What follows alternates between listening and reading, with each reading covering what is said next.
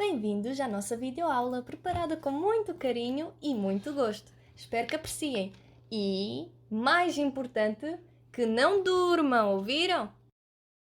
Bom dia, alunos! Bom dia, Bom dia, professora. Bom dia, professora. Bom dia, professora. professora. Hoje vamos falar de um assunto muito atual. Alguém gostaria de dar um palpite? Coronavírus?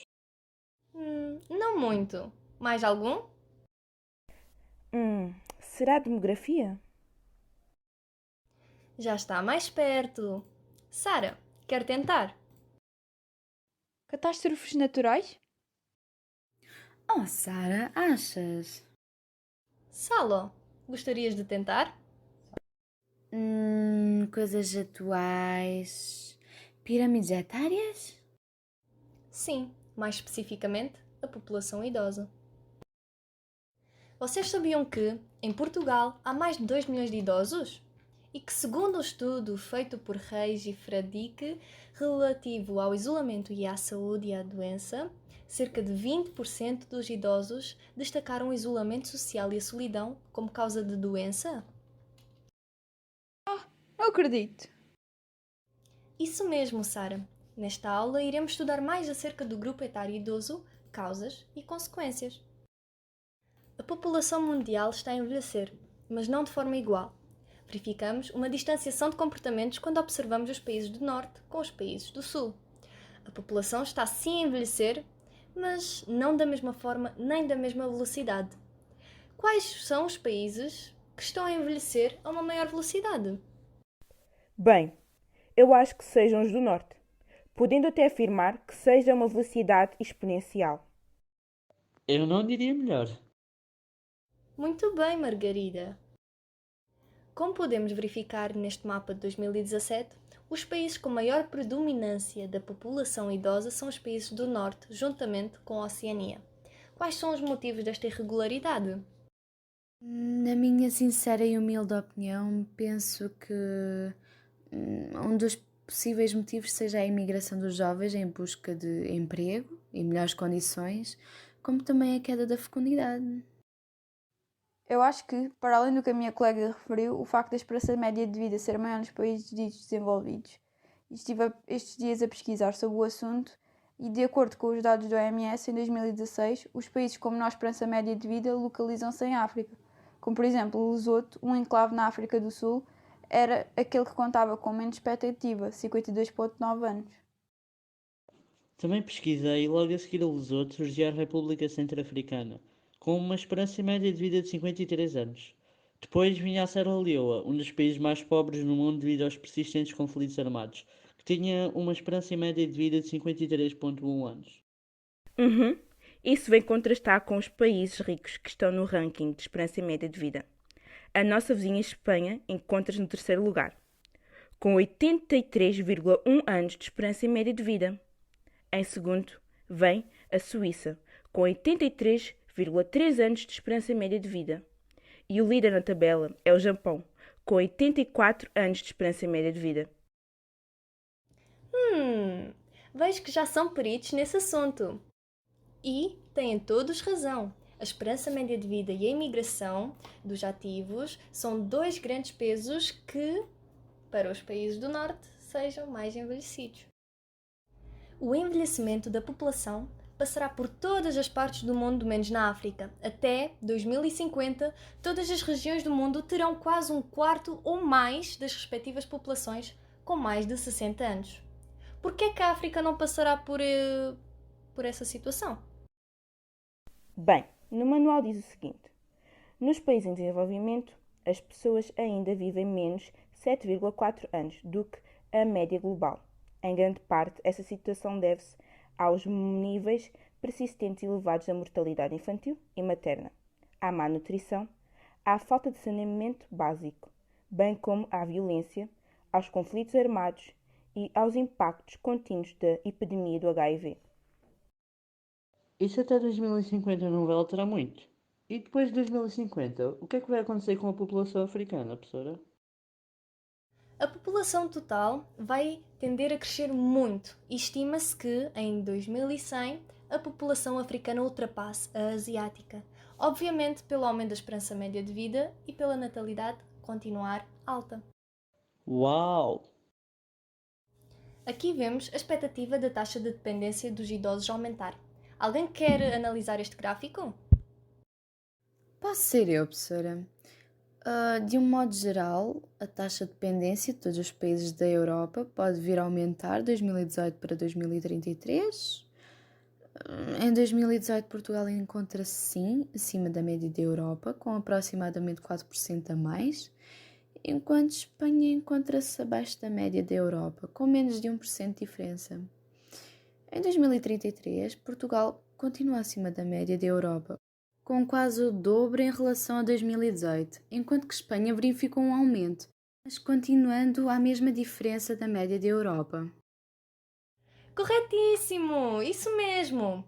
Agora, em suma, podemos afirmar que a população idosa poderá vir a aumentar em relação aos jovens, a população ativa.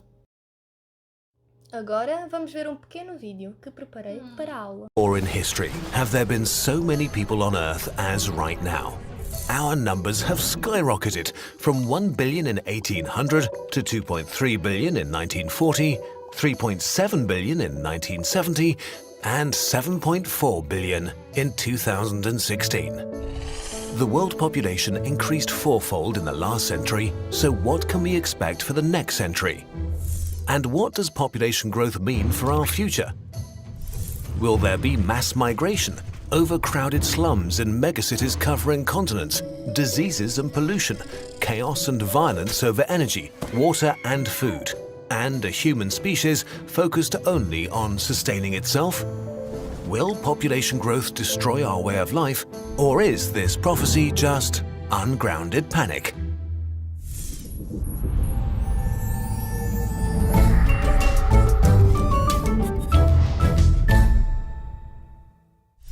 In the 1960s, population growth reached an unprecedented rate, which led to apocalyptic prophecies. The poor would procreate endlessly and overrun the developed world. The legend of overpopulation was born. But it turns out high birth rates and the population explosion are not permanent features of some cultures or countries, but rather part of a four-step process the whole world is going through: the demographic transition. Most developed countries have already made the transition, while other countries are doing it right now. Let's go back to the 18th century, when the entire world, including Europe, was in the first stage of the demographic transition. By today's standards, Europe was worse off than a developing region, suffering from poor sanitation, poor diets, and poor medicine. A lot of people were born, but lots of them died just as fast, so the population hardly grew. Women had between 4 and 6 children, but only 2 of them would reach adulthood. Then the Industrial Revolution happened in the UK and brought the greatest change in human living conditions since the Agricultural Revolution. People went from being peasants to workers. Manufactured goods were mass-produced and became widely available. The sciences flourished and advanced transportation, communication and medicine. The role of women in society shifted and created the conditions for their emancipation. Slowly, this economic progress not only formed a middle class, but also raised standards of living and healthcare for the poor working population. The second transition stage started. Better food supplies, hygiene and medicine meant people stopped dying all the time, especially so at a very young age. The result was a population explosion, doubling the UK's population between 1750 and 1850. The main reason families used to have lots of children was that only a few of them were likely to survive. Now that had changed, so the third stage of the transition was set in motion, fewer babies were conceived, and population growth slowed down. Eventually, a balance emerged. Fewer people were dying and fewer children were born, so the death rate and birth rate became stable. Britain had reached the fourth stage of the demographic transition. This didn't only happen in the UK, more and more countries went through the 4 stages. First, many births and many deaths due to bad living conditions. Second, better living conditions leading to fewer deaths and a population explosion. Third, fewer deaths resulting in fewer births and population growth came to an end. But if birth rates have dropped so much, why is the population still growing so fast? Well, the children born in the population explosion of the 70s and 80s are having kids themselves now, leading to a noticeable spike in overall population. But they are having far fewer children on average than their parents. The average today is 2.5, it was 5 40 years ago. So as this generation gets older and fertility declines further, the rate of population growth will keep on slowing. This is true for every country. In the West, we tend to overlook progress in other regions of the world, but actually most of the world's countries have made it to the fourth stage. Just look at Bangladesh. In 1971, the average woman had 7 kids, but 25% of them would die before the age of 5. In 2015, the mortality rate was down to 3.8% and women had only 2.2 kids on average. This is the rule, not an exception. We're not special, we just had a head start. It took developed countries about 80 years to reduce fertility from more than 6 children to less than 3. Others are catching up fast. Malaysia and South Africa did it in only 34 years. Bangladesh took just 20. Iran managed it in 10 years. All these countries that are catching up didn't have to start from scratch, and the more support they get, the faster they catch up. This is why programs that help lower child mortality or help poor nations develop are so important. No matter what your motivation is, whether you dream of a world where all people live in freedom and wealth, or you just want fewer refugees coming to your country, the simple truth is that it's beneficial to you personally if people on the other side of the globe can live a good life. And we are getting there. The percentage of people living in extreme poverty has never been as low as today. So the future of global population growth is actually not an apocalyptic prophecy at all. It's a promise. Population growth will come to an end. The UN forecasts that the 12th billionth human will never be born at all. And as the development level of the world rises, the number of people with a higher education will increase tenfold. Countries who used to be in need will help advance development instead. More people is going to mean more people able to advance our species. Então, o que acharam? O envelhecimento populacional é um fenómeno de longo alcance, ou seja, a mudança no peso de cada faixa etária, tanto absoluta como relativa, pode ter extensas repercussões no crescimento económico, especialmente se os comportamentos de cada faixa etária não estiverem em linha com os das novas dinâmicas demográficas. É chocante pensar que a população está sempre a crescer. Vamos focar no nosso país. Qual é o panorama de Portugal? Pelo que eu sei, Portugal é o 5º país mais envelhecido do mundo. Sim. A população de Portugal está cada vez mais envelhecida. Há um grande crescimento da população jovem, dos recém-nascidos aos 14 anos de idade, e da população ativa, das pessoas de 15 anos a 64 anos de idade, assim como um grande aumento da população idosa, de 65 e mais anos de idade. Lê o que está no manual, Sara. A proporção de idosos na população tem vindo a crescer e espera-se que a tendência se mantenha. De acordo com as projeções nacionais, prevê-se que, em 2030, os idosos representem cerca de 26% da população e, em 2060, cresçam para 29%. O número de pessoas com a idade de 80 e mais anos mais que duplica entre 2015 e 2060, projetando-se que passe dos 614 mil para os 1.421.000 indivíduos.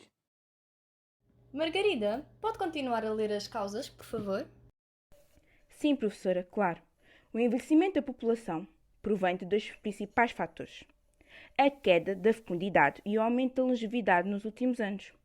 Com o aumento da esperança média de vida e o índice de fecundidade abaixo do limite mínimo para a renovação de geração, que é de 2,1, em muitos países envolvidos torna-se inevitável ter de enfrentar as consequências derivadas do envelhecimento da população.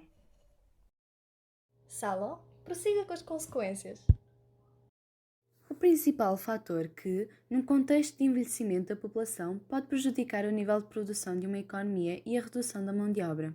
Se não ocorrerem mudanças significativas nas taxas de emprego da população idosa, a descida no número de pessoas em idade ativa irá reduzir a mão de obra agregada e, consequentemente, o PIB total da economia. Por outro lado, o envelhecimento aumenta a proporção de reformados face ao número de trabalhadores, provocando desequilíbrios nos cálculos atuariais num regime de pensões por repartição existente nas nossas economias. Continua. Fogo, professora. Cuidado com a linguagem na sala de aula, menina Salo. Oh, professora, está bem. Assim, o referencial teórico sugere que o envelhecimento poderia reduzir tanto o bem-estar individual, PIB per capita, como o agregado do país, PIB total, e, além disso, poderia ter impactos relevantes para a sustentabilidade da dívida pública e do sistema de pensões. Alguém tem alguma ideia que soluções poderiam ser aplicadas nestas situações? Epá, eu acho que o coronavírus foi bastante eficiente. Oh, Carlos, mas que insensível! Vá, agora a sério. Desculpe, professora. Eu penso que é necessário criar aqui medidas que diminuam as consequências e que beneficiam o bem-estar económico e social da população. Outro aspecto muito importante é a importância da integração da população mais velha na sociedade. E para isso podemos promover o voluntariado, como por exemplo. Sim, um meio que permite atividades entre as gerações, fornecendo oportunidades aos cidadãos séniores que permaneçam no ativo e contribuam para a comunidade, difundindo o seu conhecimento e experiências adquiridas ao longo da vida. Bem, eu demito-me. Os meus alunos já sabem tudo. Não precisam de mim. Não, professora, apenas fez um ótimo trabalho nos anos anteriores. Oh, tinha que ser a sala. Obrigada. Mas, já que são tão perspicazes, qual é o impacto que atinge maioritariamente a população idosa? Bem, pelo aquilo que eu tenho notado na minha avó, ela tem sentido muita solidão, então isto deve ser um comportamento comum na maioria dos idosos. Pois nessa fase da vida existe uma mudança no padrão de vida que eles antes tinham e a sensação de perca de utilidade social. A solidão nos idosos é um dos problemas que mais afeta a população idosa em Portugal. Estima-se que 70% dos idosos têm um problema de saúde grave associado à solidão e 10% padecem de solidão maligna, o que compromete a sua saúde física e emocional. As doenças mais comuns associadas à solidão são a hipertensão arterial, as infecções repetidas, a ansiedade e a depressão. Algumas soluções para combater este inconveniente? Podem procurar fazer novas amizades, conhecer pessoas e fazer novas amizades é uma excelente forma de combater o isolamento e a solidão dos idosos. Podem também frequentar um curso, sei lá, é uma ótima oportunidade para ocupar o tempo livre. Podem também fazer voluntariado. Isso pode trazer elevados benefícios para eles, pois podem conhecer novas pessoas, fazer parte de um grupo que partilhem das mesmas ideias e vivenciar novas experiências, como também investir nas relações sociais, como organizar jantares e almoços de família ou de amigos, e que façam destes eventos algo divertido e permanente. E também podem fazer algumas atividades de convívio para depois das refeições. Além de ser atividades estimulantes para a mente, promove o convívio social. E por que não adotar um animal de estimação? Ter um animal de estimação é sinónimo de companhia constante.